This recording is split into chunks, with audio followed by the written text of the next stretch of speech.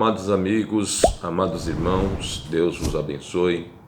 Esta oportunidade rica de tornarmos a falar do amor de Deus e de sua palavra. Meus queridos, eu sempre digo que Deus está no controle.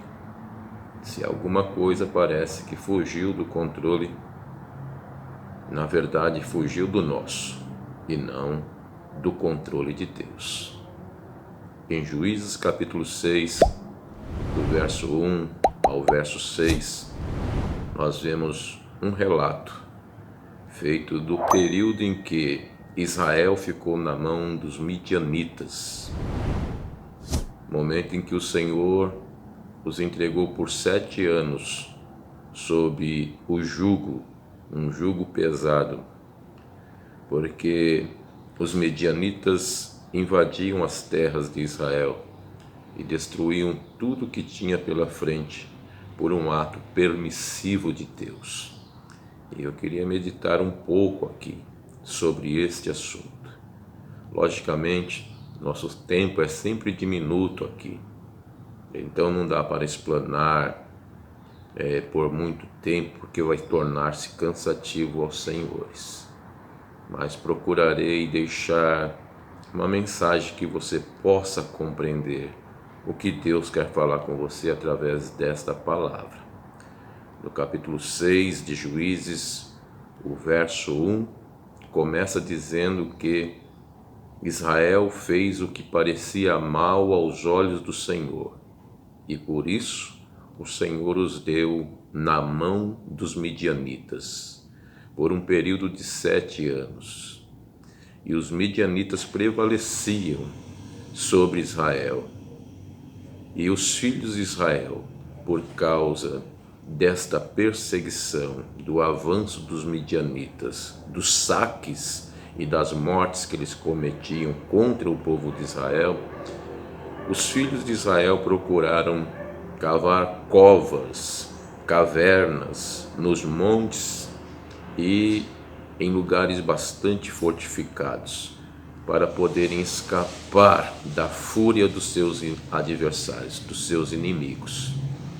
Meus queridos irmãos, às vezes, com as permissões de Deus, nós tentamos, de formas humanas, escaparmos da fúria que cai sobre nós, quando deveríamos cairmos de joelhos na presença do Senhor e invocarmos o nome santo de Deus, pedindo seu socorro e perdão pelos nossos pecados.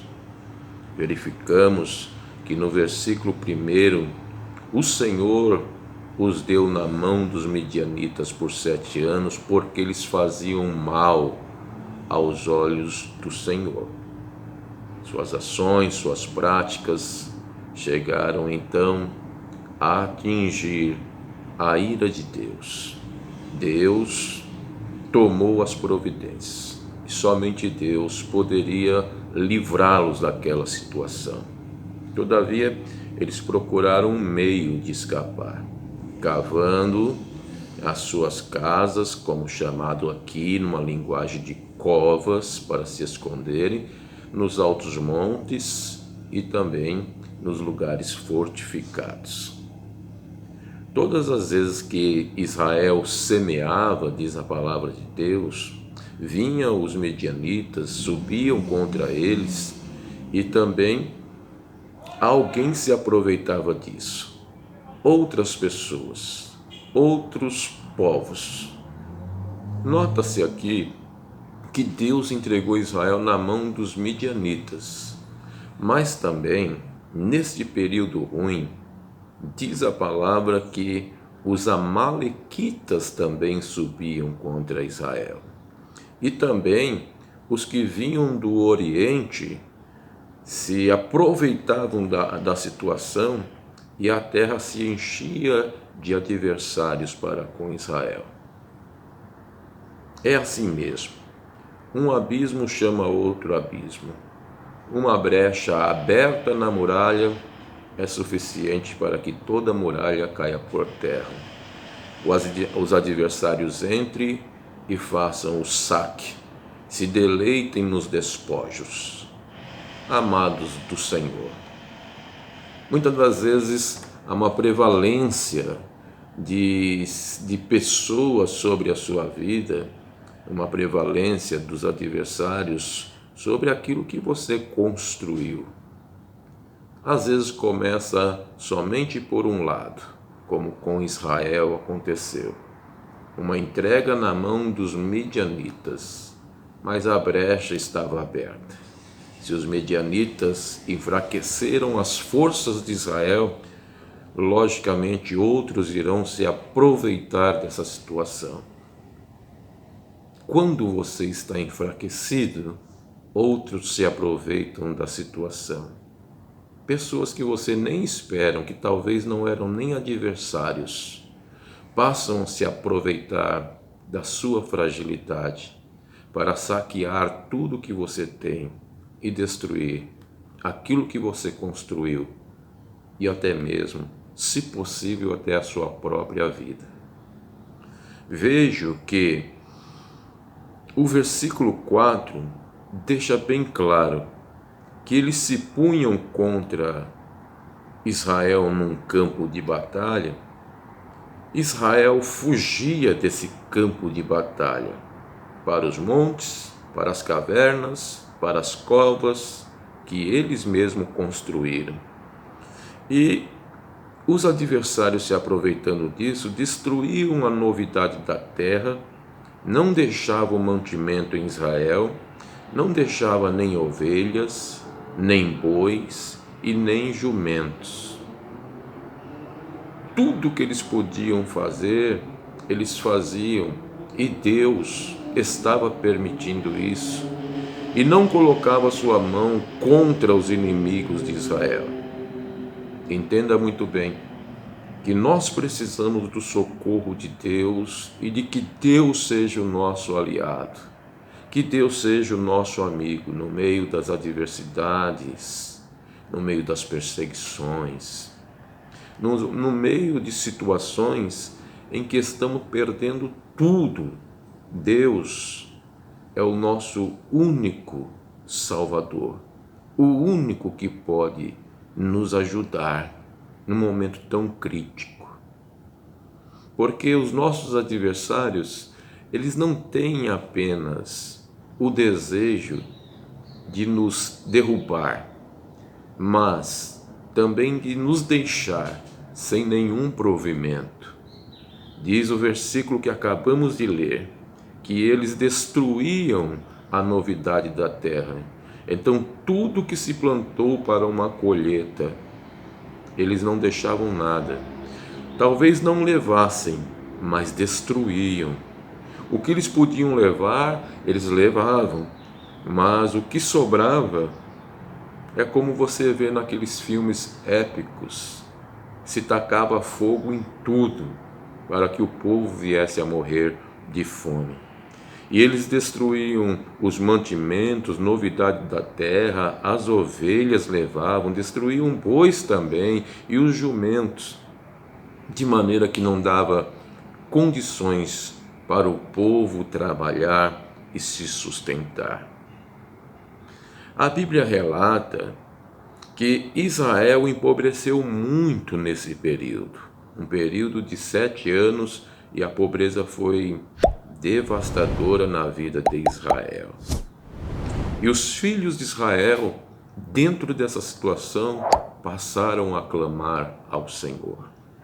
Eis aí o que nós falamos no início: situações em que nós não podemos escapar, não adianta tentarmos encontrar meios naturais. Não é a nossa força do braço, nem a nossa capacidade intelectual que vai nos fazer sair de determinadas situações. Em verdade, somente um braço forte, o braço de Deus, pode nos resgatar de determinadas situações. É interessante que após esse longo período de 7 anos de tanta perda, tanta miséria, tanta destruição, então eles se lembraram de Deus e passaram a clamar ao Senhor. Eu não sei qual é a tua situação, o que você está vivendo, mas que você possa tomar essa palavra e se lembrar de Deus, e que você possa clamar ao Senhor.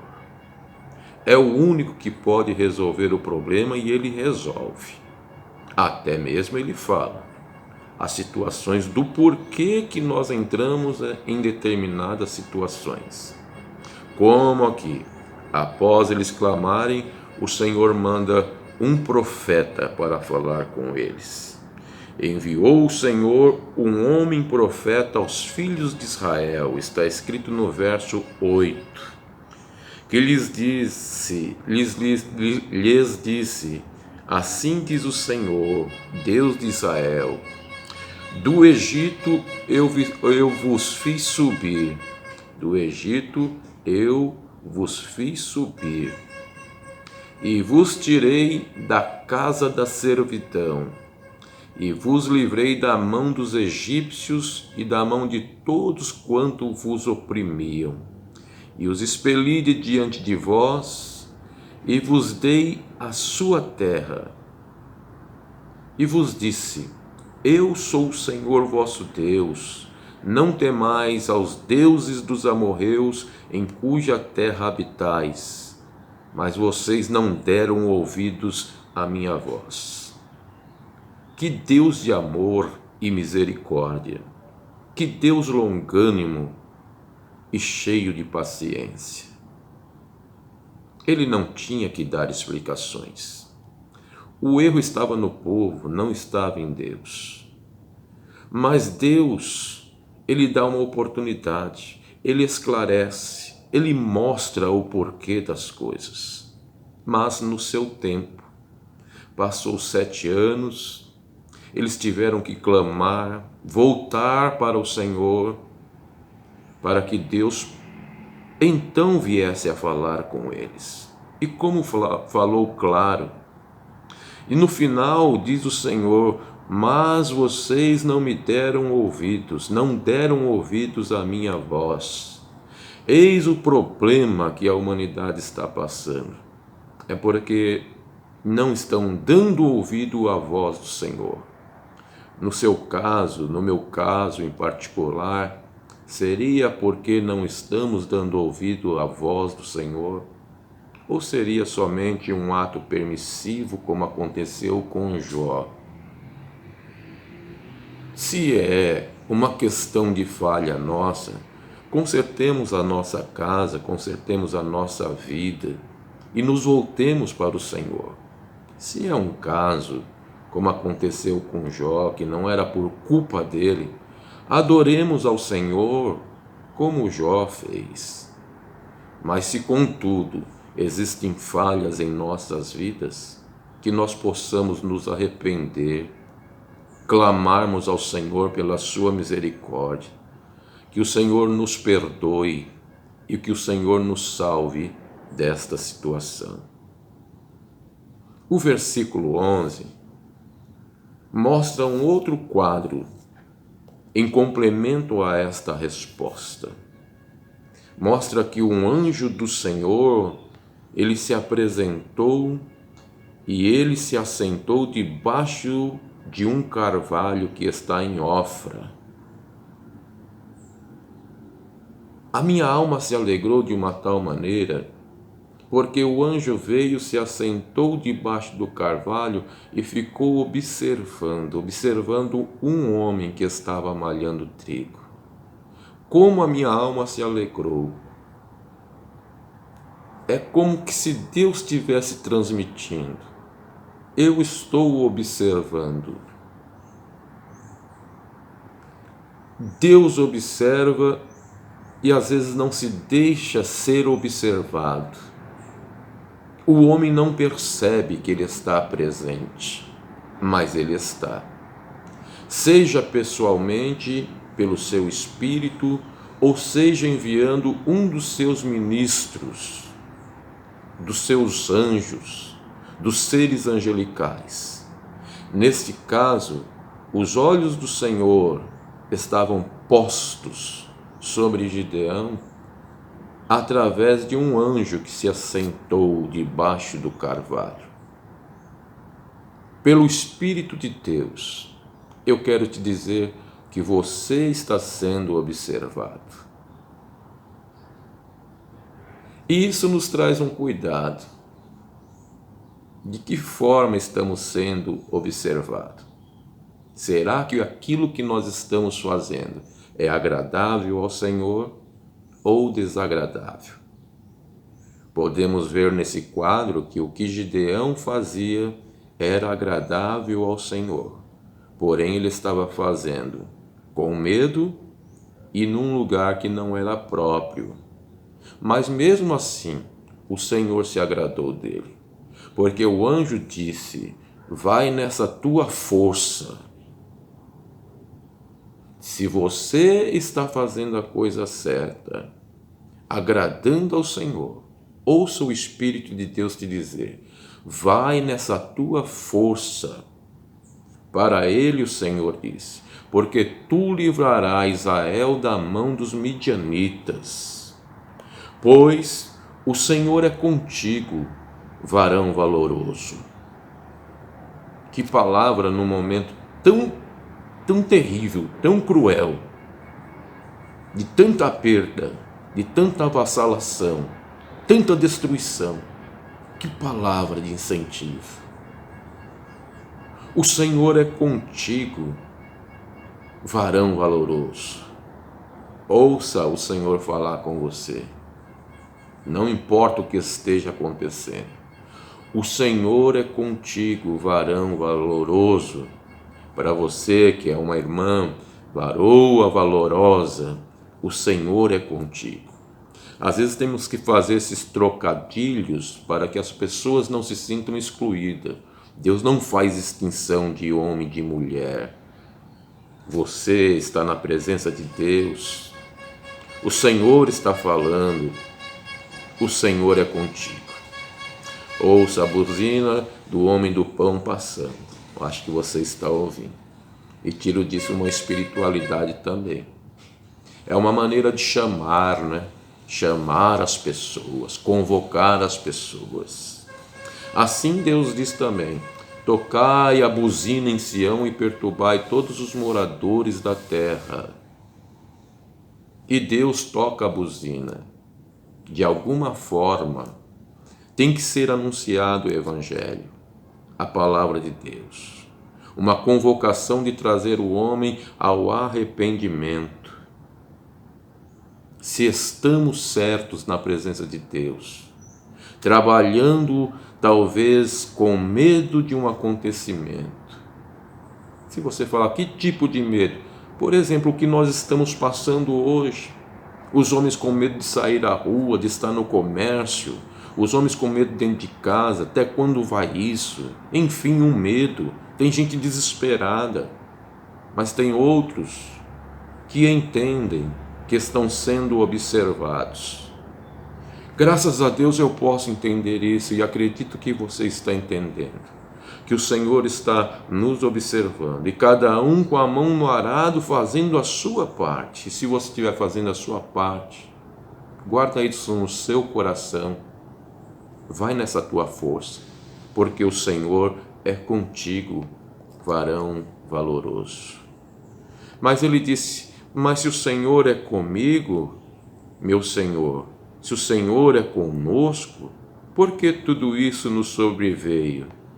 E o que é feito de todas as suas maravilhas que nossos pais nos contaram, dizendo: não nos fez o Senhor subir do Egito, porém agora o Senhor nos desamparou e nos deu na mão dos midianitas. Os pais ainda murmuraram, contaram para Gideão, contaram para os filhos, que o Senhor foi com eles e realmente fez maravilhas, mas agora os entregou na mão dos midianitas como se o Senhor fosse injusto. Por que eles não contaram para Gideão e para os seus filhos o motivo pelo qual o Senhor os entregou na mão dos midianitas? Por isso o texto começa no verso 1 dizendo: Eles fizeram o que parecia mal aos olhos do Senhor, e o Senhor os deu na mão dos midianitas por 7 anos. Não podemos jogar nas costas de Deus a culpa, a responsabilidade daquilo que é culpa das nossas ações, dos nossos pecados. Como diz a palavra, de que se queixam os homens? Dos seus próprios pecados. Amados, por hoje, vamos deixar essa parte para a vossa meditação, porque o nosso tempo é pequeno. Se aprouver a Deus, nós damos continuidade daqui de onde nós paramos, para que você possa se deleitar cada vez mais na palavra de Deus, sem pressa, remoendo. Já tem um conteúdo bom aí para você meditar. Deus te abençoe. Por hoje, entenda, você está sendo observado, mas Deus está se agradando de você. Vai nessa tua força, varão, varoa valorosa, porque o Senhor é contigo. Deus os abençoe em Cristo Jesus, o nosso Senhor, e te espero novamente neste canal. Se você ainda não se inscreveu, por favor, dá uma clicada aí e se inscreva, é muito importante. Também dê o seu like, é muito importante para o canal. No nome de Jesus, eu não me preocupo com like positivo ou negativo, mas me preocupo com a sua participação e que o Espírito de Deus fale ao seu coração. Isso é o mais importante. Que Deus abençoe em Cristo Jesus. Amém. A paz do Senhor a todos.